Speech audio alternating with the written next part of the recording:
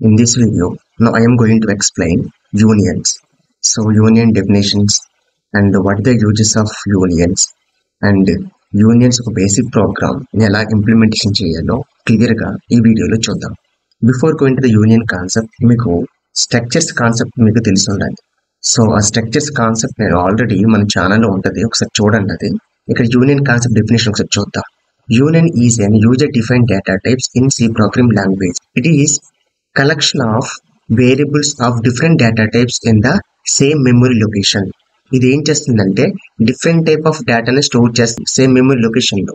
Okay, like that structures లాగానే we can define A union with many members. Number of data types కూడా define చేయొచ్చు like structures లాగానే ఇది కూడా. But at a given point of time only one member can contain one value. దీని meaning ఏంటంటే ఇక్కడ unions and structures ఒక difference ఇక్కడ మెన్షన్ చేశాను చూడండి. ఇక్కడ స్ట్రక్చర్స్ లో అయితే కనుక ఇంటీజర్స్, క్యారెక్టర్స్ వీటన్నిటికీ స్పెసిఫిక్ మెమరీ లొకేషన్స్ ఉంటాయి స్ట్రక్చర్స్ లో. బట్ యూనియన్స్ లో స్పెసిఫిక్ మెమరీ లొకేషన్స్ ఉండవు. అంటే హైయెస్ట్ మెమొరీ ఏ డేటా టైప్ ఉంటుందో ఆ డేటా టైప్ తాలూకా మెమొరీ లొకేషన్ కన్సిడర్ చేస్తుంది ఇక్కడ యూనియన్స్ లో. సో ఇక్కడ చూడండి, ఇంటీజర్ 4 bytes కనుక యూనియన్ కాన్సెప్ట్ లో తీసుకుంటే union variable 4 byte of data. Okay, union variable size 4 bytes. But ఇక్కడ స్ట్రక్చర్స్ లో ఇక్కడ 4 byte plus 1 byte 5 bytes of memory location create అవుతుంది. ఇక్కడ స్ట్రక్చర్స్ లో అయితే కనుక 5 bytes of memory location create అవుతుంది. యూనియన్స్ లో అయితే కనుక 4 bytes of memory location create అవుతుంది. సో ఇక్కడ union memory location 4 bytes. Okay, 5 bytes కాదు. అంటే ఇక్కడ క్యారెక్టర్స్ కి అండ్ ఇంటీజర్ కి సపరేట్ గా స్పెసిఫిక్ మెమరీ లొకేషన్స్ లేవు కనుక ఏదో ఒక డేటాను మాత్రమే తీసుకుంటాం. అది మెయిన్ రీజన్, రైట్? సో వీటి మీద ప్రోగ్రామ్ ఎక్స్ప్లెయిన్ చేస్తాను ప్రాక్టికల్ గా, అప్పుడు మీకు క్లియర్ గా అర్థమవుతుంది, రైట్? సో ఇక్కడ చూడండి, యూనియన్ డిక్లరేషన్. సి యూనియన్స్ మనం ఎలా డిక్లేర్ చేస్తాం, సేమ్ సిమిలర్లీ స్ట్రక్చర్స్ లాగానే. So union space union name. So ఇవన్నీ కూడా డేటా టైప్ మెంబర్స్, ఇవన్నీ కూడా and semicolon. It is one of the user defined data type like integer, like character, like float. Okay, ఇది ఒక data type. Okay, so once ఒకసారి మనం union declare చేసిన తర్వాత ఏం చేయాలండి, యూనియన్ వేరియబుల్ డిఫైన్ చేయాలి. ఇక్కడ 2 versus, with union declaration, after union declaration. With union declaration అంటే ఏంటి, ఎప్పుడైతే యూనియన్స్ డేటా టైప్ మీరు డిక్లేర్ చేస్తున్నారో ఆ పాయింట్ ఆఫ్ టైమ్ లో యూనియన్ వేరియబుల్ డిక్లేర్ చేయాలి. ఓకే, లేదంటే కనుక సెకండ్ వన్ ఏంటి, ఆఫ్టర్ యూనియన్ డిక్లరేషన్. అంటే డిక్లేర్ చేసేస్తాం యూనియన్ డేటా టైప్, ఇక్కడ వేరియబుల్స్ ఏంటంటే మెయిన్ సెక్షన్ లో మెయిన్ ఫంక్షన్ లో డిఫైన్ చేస్తాం. ఇది యాక్చువల్ డిఫరెన్స్. ఇక్కడ యూనియన్ వేరియబుల్ డిక్లేర్ చేసిన తర్వాత ఏం చేయాలి, ఇనిషియలైజేషన్, రైట్? ఇనిషియలైజేషన్ ప్రాసెస్ అంటే ఏంటి, ఆ యూనియన్ వేరియబుల్స్ లో వాల్యూస్ తీసుకోవడం. వన్స్ ఒకసారి తీసుకున్న తర్వాత access union members by using dot operator ఉపయోగించి ఇందులో ఉన్న వాల్యూస్ మనం ప్రింట్ చేయాలి. ఇది ప్రొసీజర్. ప్రాక్టికల్ గా ఒక ప్రోగ్రామ్ ఎక్స్ప్లెయిన్ చేస్తాను, అప్పుడు మీకు క్లియర్ గా అర్థమవుతుంది, right? But before going to the practical explanation, మన ఛానల్లో వీడియోస్ లైక్ చేయడం అనేది మన జన్మ హక్కు అండి. Okay, right. Header file section మీరు మెన్షన్ చేసిన తర్వాత సిమిలర్లీ స్ట్రక్చర్స్ లాగానే యూనియన్ అనే కీవర్డ్ తీసుకొని ఇంప్లిమెంటేషన్ చేయాలి.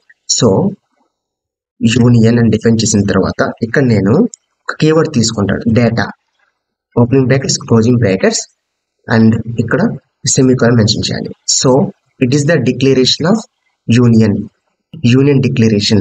సో ఇప్పుడు ఈ యూనియన్ డిక్లరేషన్ ఏముంటాయి, డేటా మెంబర్స్ ఉంటాయి కదా. సో దట్ నేను ఇక్కడ 4 డిఫరెంట్ టైప్ ఆఫ్ డేటా తీసుకుంటా. Int a semicolon, next one character and b. Okay, చూడండి, నెక్స్ట్ నౌ ఫ్లోట్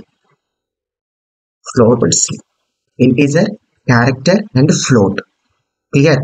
సో ఇలా డిఫరెంట్ టైప్ ఆఫ్ డేటా నేను తీసుకుంటున్నాను.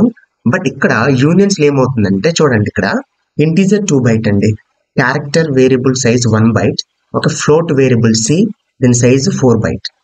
యూనియన్స్ వేరియబుల్ కనుక డిక్లేర్ చేస్తే 2 bytes 1 bytes 3 bytes plus 4 bytes 7 bytes of memory location create అవ్వదు. అది structures లో create అవుతుంది, బట్ యూనియన్ లో క్రియేట్ అవ్వదు. ఇక్కడ హైయెస్ట్ సైజ్ ఏ డేటా టైప్ ఉందండి, అంటే ఐ మీన్స్ ఏ వేరియబుల్ ఉందండి, సి కదా. సో సి తోలుక మెమరీ లొకేషన్ మాత్రమే కన్సిడర్ చేస్తుంది యూనియన్. అంటే ఇప్పుడు యూనియన్ వేరియబుల్ కనుక మనం క్రియేట్ చేస్తే యూనియన్ సైజ్ 4 బైట్ అండి అంతే. ఎందుకంటే హైయెస్ట్ సైజ్ ఇదే ఈ వేరియబుల్ కే సీకే. ఇక్కడ వేరియబుల్ క్రియేట్ చేస్తున్నాను చూడండి. Now main function, with in the main function లో యూనియన్ వేరియబుల్ క్రియేట్ చేసిన తర్వాత ఓకే ఆ యూనియన్ వేరియబుల్ సైజ్ మనం ప్రింట్ చేద్దాం. అప్పుడు మీకు క్లారిటీ వస్తుంది. యూనియన్ డేటా అండ్ సో ఇక్కడ డి అనేది union variable. Okay union variable how many bytes అండి? 4 బైట్స్ అండి. ఇక్కడ 4 + 1 5 + 2 7 బైట్స్ కాదు. ఒకసారి చూద్దాం దీని output. Then now printf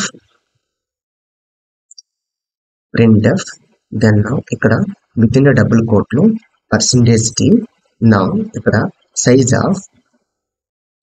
of okay ఇక్కడ డి తీసుకుంటా యూనియన్ వేరియబుల్ కదా. దెన్ నౌ ఒకసారి దీన్ని ప్రింట్ చేద్దాం, మీకు క్లారిటీ వస్తుంది.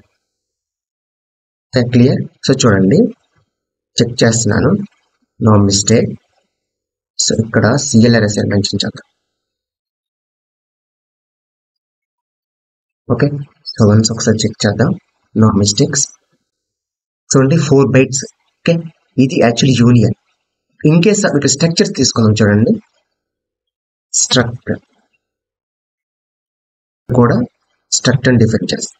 ఏమవుతుంది? ఇదంతా స్ట్రక్చర్స్ వేరియబుల్ అండి. ఓకే ఇక్కడ డి వాల్యూ 4 కాదండి 7. Okay 7 byte of memory location create అవుతుంది ఇక్కడ. ఓకే చూడండి. Okay 7 bytes clear. So union తీసుకుంటేనేమో 4 బైట్స్, స్ట్రక్చర్స్ వేరియబుల్ తీసుకుంటేనేమో 7 బైట్స్. అది actual difference between structures and union. I hope it's very clear. So that ఇక్కడ change చేద్దాం. So unions ఇక్కడ కూడా ఇప్పుడు చూడండి ఇక్కడ 7 బైట్స్ ప్రింట్ అవుతుంది. ఇప్పుడు 4 బైట్స్ ప్రింట్ అవుతుంది ఇక్కడ. ఎందుకంటే హైయెస్ట్ మెమరీ సైజ్ సీకి ఉంది కదా, సి వేరియబుల్ ఉంది కదా. చూడండి ఒకసారి క్లారిటీ రైట్. ఇప్పుడు ఈ 4 బైట్ ఆఫ్ మెమరీ లొకేషన్ లో చూడండి ఇక్కడ 4 బైట్ ఆఫ్ మెమరీ లొకేషన్ లో 2 బైట్ ఆఫ్ డేటా ఈజీ తీసుకోవచ్చు. At the same time 4 byte of memory location లో 1 బైట్ ఆఫ్ డేటా ఈజీ తీసుకోవచ్చు. At the same time 4 byte of memory location లో 4 byte of data easy తీసుకోవచ్చు. Okay clear right. Then now ఇక్కడ at a time values తీసుకోవడానికి అవ్వదు. Okay first integer values తీసుకోవాలి, after that character values తీసుకోవాలి, after that float values తీసుకోవాలి. అలా తీసుకోవాలి, ఎట్ ఏ టైం తీసుకోవడానికి అవ్వదు. Okay right. ఇది యాక్చువల్లీ యూనియన్. సో ఇప్పుడు ఏం చేస్తున్నానంటే నేను ఇక్కడ యూనియన్ వేరియబుల్ డిక్లేర్ చేసిన తర్వాత ఇప్పుడు వాల్యూస్ నేను తీసుకుంటాను. యూనియన్ వేరియబుల్ నేమ్ ఏంటి? డి కదా, డి డాట్. సో ఇక్కడ డేటా టైప్ మెంబర్ ఏంటి? ఏ. సో ఇందులో ఏ ఈజ్ ఈక్వల్ టు 1 తీసుకుంటున్నాను. Then now b dot b is equal, ఇక్కడ క్యారెక్టర్ కదా, సో సింగిల్ కోట్లో మెన్షన్ చేద్దాం. ఇక్కడ క్యాపిటల్ ఏ తీసుకుంటా. Okay next one b dot data type member c is equal 4.1 తీసుకుంటా. Okay right. ఇప్పుడు చూడండి ఇక్కడ ఏమవుతుందంటే రీసెంట్ గా ఏ డేటా అయితే మీరు తీసుకుంటారో ఆ డేటా మాత్రం ప్రింట్ అవుతుందండి యూనియన్ లో. మరి what about 1 and character value a అంటే ఇందులో ఓవర్ రైడ్ అయిపోతాయి డేటాస్ అన్ని కూడా. కనుక కంపైలర్ ఏం చేస్తుందంటే ఈ integers and characters value by default garbage value print చేస్తుందండి. సో రీసెంట్ గా ఏ వాల్యూస్ మీరు తీసుకుంటున్నారో ఆ డేటా మాత్రమే ప్రింట్ అవుతుంది, రిమైనింగ్స్ అన్ని కూడా గార్బేజ్ వాల్యూ ప్రింట్ అవుతాయి. ఓకే ఒకసారి చూద్దాం దీన్ని. చూడండి ఇక్కడ ప్రింట్ చేస్తున్నాను. డబుల్ కోట్ లో పర్సెంటేజ్ ఇంటీజర్ వాల్యూ ప్రింట్ చేస్తున్నా, %d/n. నౌ ఇక్కడ d dot A. Okay next one printf కింద డబుల్ కోట్ లో %c/n d dot b. Next one %f and now ఇక్కడ d డాట్ c. చూడండి first one second one datas అన్ని కూడా garbage values. Basic integer character తీసుకున్నా, integer అక్కడ నేను 1 తీసుకున్నా, క్యారెక్టర్ ఏ తీసుకున్నాను, అవి ప్రింట్ అవ్వట్లే, గార్బేజ్ వాల్యూ ప్రింట్ అయ్యాయి. సో దట్ ఎందుకన్నా ప్రింట్ అయ్యాయి అంటే డేటాస్ అన్ని కూడా ఓవర్ రైడ్ అయిపోయినాయి. సో ఫైనల్ డేటా ఏది తీసుకున్నది యాజ్ యూజువల్ ప్రింట్ అయింది 4.1 చూడండి 4.1 యాజ్ యూజువల్ ప్రింట్ అయింది. బట్ ఇక్కడ ఏ అండ్ 1 ప్రింట్ అవ్వట్లే బికాస్ ఆఫ్ 1కి ఏకి స్పెసిఫిక్ మెమరీ లొకేషన్స్ లేవు. Clear, that's why garbage value will be printed. So ఇప్పుడు నేను దీన్ని కమాండ్ లైన్ లో మెన్షన్ చేస్తున్నాను చూడండి.